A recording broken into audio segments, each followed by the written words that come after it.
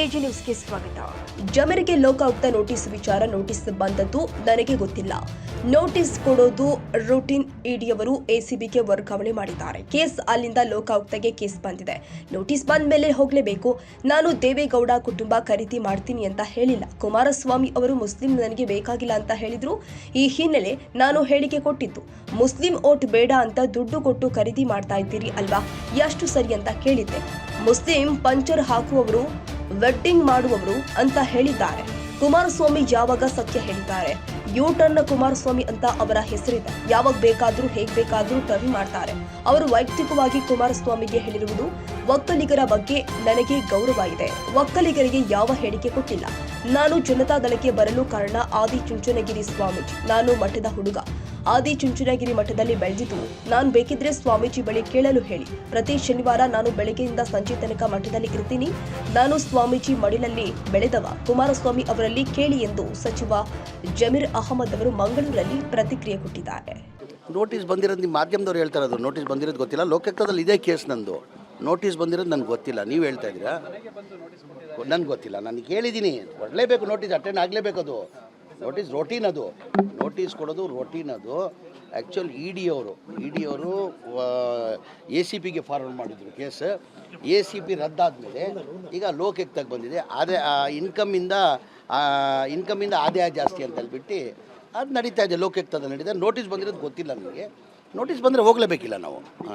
ಚುನಾವಣೆ ಸಂದರ್ಭದಲ್ಲಿ ಆಡಿದ ಮಾತು ಅದೀಗ ನಿಮ್ಮ ಮತ್ತೆ ಕುಮಾರಸ್ವಾಮಿ ಅವರು ಮಾಡಿದ್ದಾರೆ. ನಿನ್ನೆ ಒಂದು ಸ್ಟೇಟ್ಮೆಂಟ್ ಕೊಟ್ಟಿದ್ದಾರೆ ಕುಮಾರಸ್ವಾಮಿ ಅವರು. ನಾನು ಜಮೀರ್ ಮತ್ತು 4 ಜನರೊಟ್ಟಿಗೆ ಇದ್ದಿದ್ದು ನನ್ನ ಜೀವನದ ದೊಡ್ಡ ದುರಂತದ ದಿನಗಳವು, ಮತ್ತು ಅದೊಂದು ಕೆಸರಿದ್ದ ಹಾಗೆ ಅಂತ ಹೇಳಿದ್ದಾರೆ. ಮತ್ತು ಪಂಚರ್ ಹಾಕಿ ಮತ್ತು ಇದು ಗುಜರಿ ಅಂಗಡಿ ಇದು ಮಾಡಿಕೊಂಡು ದೇವೇಗೌಡರ ಕುಟುಂಬ ಖರೀದಿ ಮಾಡಿ. ನಾನು ದೇವೇಗೌಡರು ಕುಟುಂಬ ಖರೀದಿ ಮಾಡ್ತೀನಿ ಅಂತ ಹೇಳಿಲ್ಲ. ಕುಮಾರಸ್ವಾಮಿಯವರು ಮುಸಲ್ಮಾನ್ ಓಟ್ ನನಗೆ ಬೇಕಾಗಿಲ್ಲ. ಮುಸಲ್ಮಾನು ನಾನು ಅವ್ರ ತಾವು ಹೋಗಂಗೂ ಇಲ್ಲ. ನಾನು ಅವ್ರ ತಾವು ಓಟ್ ಕೇಳೋಕ್ಕೂ ಇಲ್ಲ. ನಾನು ಮುಸ್ಲಿಂ ಓಟ್ ಬೇಕಾಗಿಲ್ಲ ಅಂತ ಹೇಳಿಕೆ ಕೊಟ್ಟಿದ್ದೆ. ಅದು ವಿಡಿಯೋ ಸಮೇತ ನಾನು ತೋರಿಸಿದ್ದೀನಿ. ನಾನು ಆ ಹಿನ್ನೆಲೆಯಲ್ಲೇ ಚನ್ನಪಟ್ಟಣದಲ್ಲಿ ನಾನು ಹೇಳಿದ್ದೆವು, ನೀವು ಮುಸಲ್ಮಾನ್ ಓಟ್ ಬೇಡ ಅಂತ ಹೇಳ್ಬಿಟ್ಟು ನೀವು ಈಗ ಮುಸಲ್ಮಾನ್ನ ದುಡ್ಡು ಕೊಟ್ಟು ಕೊಡ್ತಾ ಇದ್ದಿರಲ್ಲ. ಎಷ್ಟು ಮಟ್ಟಿಗೆ ಸರಿ ಅದು?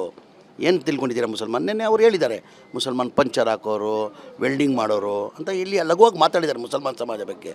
ಅದು ಪಂಚರ್ ಹಾಕೋರು, ವೆಲ್ಡಿಂಗ್ ಮಾಡೋರು ಅಥವಾ ಏನಕ್ಕೆ ಹೋಗ್ರಿ ಮತ ಕೇಳ್ತೀರಾ ನೀವು? ನನ್ನ ಪ್ರಶ್ನೆ. ನೆನ್ನೆನೂ ಹೇಳಿದ್ದಾರೆ ಅವರು, ವೆಲ್ಡಿಂಗ್ ಮಾಡೋರು, ಪಂಚರ್ ಹಾಕೋರು ಎಲ್ಲ ಆಯ್ತಪ್ಪ. ನಮ್ಮ ಸಮಾಜ ಭಾಳ ಬಡತನ, ಕೂಲಿ ಮಾಡೋರು, ವೆಲ್ಡಿಂಗ್ ಮಾಡೋರು, ಪಂಚರ್ ಮಾಡೋರು ನಾವೆಲ್ಲ. ನೀವು ಹೋಗಿ ಅವನು ಏನಕ್ಕೆ ಓಟ್ ಕೇಳ್ತಾ ಇದ್ದೀರಾ ನೀವು? ನನ್ನ ಪ್ರಶ್ನೆ. ಕುಮಾರಸ್ವಾಮಿಗೆ ಅದೇ ಪ್ರಶ್ನೆ ನಂದು. ಈಗ ಅವರೇ ಓಟ್ ಬೇಡ ಅಂತ ಹೇಳ್ದಾದ್ಮೇಲೆ ನಾವು ಹೆಂಗೆ ಓಟ್ ಕೊಡೋದು ನಾವು?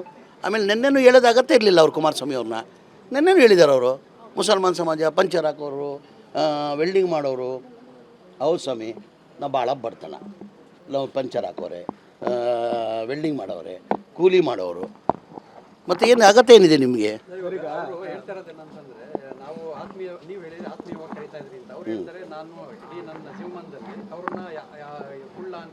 ಈಗ ಕುಮಾರಸ್ವಾಮಿ ಯಾವತ್ತನ ಸತ್ಯನ ಹೇಳಿದ್ದಾರೆ. ಮುಂಚೆನೇ ಅವ್ರ ಹೆಸರು ಏನಿಟ್ಟಿದ್ದಾರೆ, ಯೂಟರ್ನ್ ಕುಮಾರಸ್ವಾಮಿ. ಯಾವ ಬೇಕಾದ್ರೆ ಹೆಂಗೆ ಬೇಕಾದ್ರೆ ಟರ್ನ್ ಮಾಡಿಬಿಡ್ತಾರೆ ಅವರು. ನಮ್ಗೆ ಅದು ಅಭ್ಯಾಸ ಇಲ್ಲ. ನಮಗೆ ನಾವೇನು ಸತ್ಯ ಇದೆ ಅದೇ ಹೇಳೋದು ನಾವು. ಈಗ ಕುಮಾರಸ್ವಾಮಿಗೆ ಎಲ್ಲ ಗೊತ್ತಿದ್ದಾಗೆ ಯೂಟರ್ನ್ ಕುಮಾರಸ್ವಾಮಿ ಅಂತಾರೆ. ಈಗ ನೀವು ಕೊಟ್ಟಿರುವಂಥ ಸ್ಟೇಟ್ಮೆಂಟ್ ಇದೆ, ಅದು ಒಕ್ಕಲಿಗರಿಗೆ ಮಾಡಿದಂಥ ಛೇ ನೋಡ್ರಿ, ವೈಯಕ್ತಿಕವಾಗಿ ನಾನು ಕುಮಾರಸ್ವಾಮಿಗೆ ಮಾಡಿರೋದು. ನನ್ನ ಒಕ್ಕಲಿಗರ ಸಮಾಜ ಬಗ್ಗೆ ಭಾಳ ನನ್ನ ಗೌರವ. ಆಮೇಲೆ ಇಲ್ಲಿ ಕೇಳಿ, ನಾನು ಬೆಳೆದಿರೋದು ಕುಮಾರಸ್ವಾಮಿಗೆ ಗೊತ್ತಿದೆ. ನಾನು ಕುಮಾರಸ್ವಾಮಿ ಜೊತೆ ಜನತಾದಳಕ್ಕೆ ಬಂದಿದ್ದು. ನಾನು ಮುಂಚೆ ಇದ್ದಿದ್ದು ಕಾಂಗ್ರೆಸ್ಸಲ್ಲಿ. ನಾನು ಜನತಾದಳಕ್ಕೆ ಬರೋಕ್ಕೆ ಕಾರಣನೇ ಆದಿಚುಂಚನಗಿರಿ ದೊಡ್ಡ ಸ್ವಾಮೀಜಿಗಳು. ನಾನು ಮಠದ ಹುಡುಗ, ಅಲ್ಲಿ ಮಠದಲ್ಲಿ ಬೆಳೆದಿರೋದು ನಾನು. ಆದಿಚುಂಚನಗಿರಿ ಮಠದಲ್ಲಿ ಬೆಳೆದವನು ನಾನು. ಈಗಲೂ ಶೇಖರ್ ಸ್ವಾಮೀಜಿ ಅಂತ ಇದ್ದಾರೆ, ಹೋಗಿ ಕೇಳ್ಕೊಳಕ್ಕೆ ಹೇಳಿ. ಸ್ವಾಮೀಜಿ ಬೆಂಗಳೂರು ಬಂದರೆ ದೊಡ್ಡ ಸ್ವಾಮೀಜಿಗಳು. ನಾನು ಪ್ರತಿ ಶನಿವಾರ ಸ್ವಾಮೀಜಿ ಜೊತೆ ಬೆಳಗಿಂದ ಸಂಜೆ 12 ಗಂಟೆ ಮಲಗುವವರೆಗೂ ನಾನು ಮಠದಲ್ಲಿ ಹೇಳ್ತಾ ಇದ್ದೆ. ನಾನು ಅಲ್ಲಿ ಬೆಳೆದವನು. ನಾನು ಮಠದಲ್ಲಿ ಬೆಳೆದಿರೋದು. ಕುಮಾರಸ್ವಾಮಿಗೆ ಗೊತ್ತಿದೆ, ಕೇಳಿ. ಸತ್ಯನ ಇಲ್ಲ ಜಮೀರ್ ಅವ್ರು ಹೇಳಿದ್ದಾರೆ. ಇದು ಕುಮಾರಸ್ವಾಮಿ ಅವ್ರನ್ನ ಕೇಳಿ. ಇದು ಈಗ ನನ್ನ ಪಕ್ಷಕ್ಕೆ ಕಳಿಸಿದನೇ ದೊಡ್ಡ ಗುರುಗಳೇ. ನಿಮ್ಮ ಕರೆಯ ಹೇಳಿಕೆಗೆ ಈಗ DKಶಿ ಅವರು ಪ್ರತಿಕ್ರಿಯೆ ಕೊಟ್ಟಿದ್ದಾರೆ. ಆ ರೀತಿಯಾಗಿ ಹೇಳ್ಬಾರ್ದಾಗಿತ್ತು. ನಂದು ನನ್ರಿ, ಅವ್ರು ಯಾರು ಹೇಳ್ತಾರೆ ಬಿಡ್ತಾರೆ. ನಂದು ನಾನು ಹೇಳ್ದೆ. ನನ್ನ ಮುಂಚೆ ಅವ್ರವ್ರ ಅಭಿಪ್ರಾಯ ಹೇಳ್ತಾರೆ. ಅಧ್ಯಕ್ಷ ಹೇಳಿದ್ದಾರೆ. ಏನಂತ ಹೇಳಿದ್ದಾರೆ? ಅಧ್ಯಕ್ಷ ಹೇಳಿದ್ದು ನಾನು ಹೇಳಿಲ್ಲ. ನೀವು ಹೇಳ್ತಾರೆ ಅಂತ ಕೇಳಿದೆ. ಈಗ ಇದು ಮಾಧ್ಯಮದವ್ರು ಅಧ್ಯಕ್ಷ ಹೇಳಿರೋದು ನಾನು ಕೇಳಿದ್ದೀನಿ.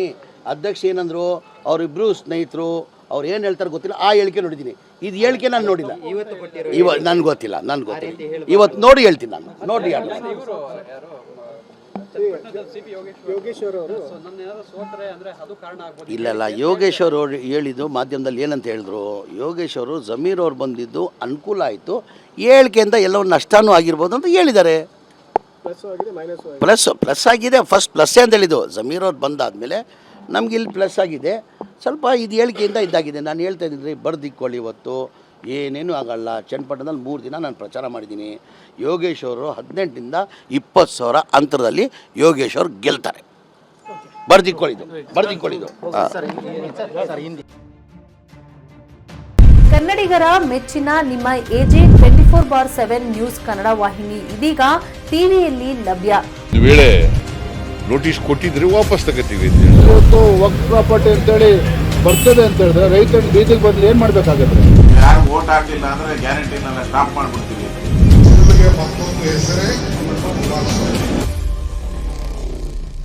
ಕರ್ನಾಟಕ ಮತ್ತು ದೇಶ ವಿದೇಶ 360 ಡಿಗ್ರಿ ಸುದ್ದಿ ಹಾಗೂ ಉತ್ತರ ಕರ್ನಾಟಕ, ಬೆಳಗಾವಿ, ಬಾಗಲಕೋಟೆ, ಧಾರವಾಡ, ಹಾವೇರಿ, ಗದಗ, ಬಿಜಾಪುರ ಜಿಲ್ಲೆಯ ಕ್ಷಣ ಕ್ಷಣದ ವಿವರವನ್ನ ಪಡೆಯುವುದಕ್ಕೆ AJ 24/7 ನ್ಯೂಸ್ ಕನ್ನಡ ವಾಹಿನಿಯನ್ನ ಲೈಕ್ ಮಾಡಿ, ವಿಡಿಯೋಗಳನ್ನ ಶೇರ್ ಮಾಡಿ, ಕಮೆಂಟ್ ಮಾಡುವ ಮೂಲಕ ನಮ್ಮ ವಾಹಿನಿಗೆ ಸಹಕಾರ ನೀಡಿ ಮತ್ತು ಚಾನೆಲ್ ಅನ್ನ ಸಬ್ಸ್ಕ್ರೈಬ್ ಮಾಡಿ. ಧನ್ಯವಾದಗಳು.